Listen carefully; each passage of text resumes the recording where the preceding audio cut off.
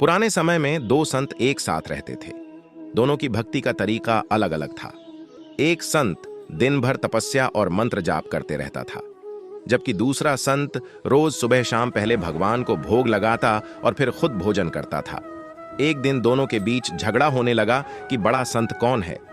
इस दौरान वहां नारद मुनि पहुंच गए। नारद ने दोनों संतों से पूछा कि किस बात के लिए लड़ाई कर रहे हैं। संतों ने बताया कि हम ये तय नहीं कर पा रहे हैं कि दोनों में बड़ा संत कौन है। नारद ने कहा कि ये तो छोटी सी बात है, इसका फैसला मैं कल कर दूंगा।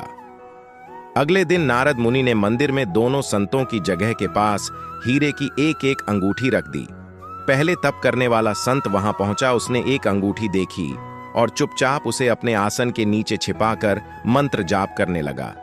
कुछ देर में दूसरा संत भगवान को भोग लगाने पहुंचा। उसने भी हीरे अंगूठी देखी, लेकिन उसने अंगूठी की ओर ध्यान नहीं दिया। भगवान को भोग लगाया और खाना खाने लगा। उसने अंगूठी नहीं उठाई। उसके मन में लालच नहीं जागा, क्योंकि उसे भरोसा था कि भगवान रोज उसके लिए खाने की व्यवस्था जरूर करेंगे। कुछ देर बाद वहां नारद जी आ गए। दोनों संतों ने पूछा कि अब आप बताएं कि हम दोनों में बड़ा संत कौन है। नारद ने तपस्या करने वाले संत को खड़े होने के लिए कहा। जैसे ही वह संत खड़ा हुआ तो उसके आसन के नीचे छिपी हुई अंगूठी दिख गई। नारद मुनि ने उससे कहा कि तुम दोनों में भोग लगाकर खाना खाने वाला संत बड़ा है। तपस्या करने वाले संत में चोरी करने की बुरी आदत है। उसने भक्ति के समय में भी चोरी करने से संकोच नहीं किया, जबकि भोग लगाने वाले संत ने अंगूठी की ओर ध्यान तक नहीं दिया। इस कारण वही संत बड़ा है।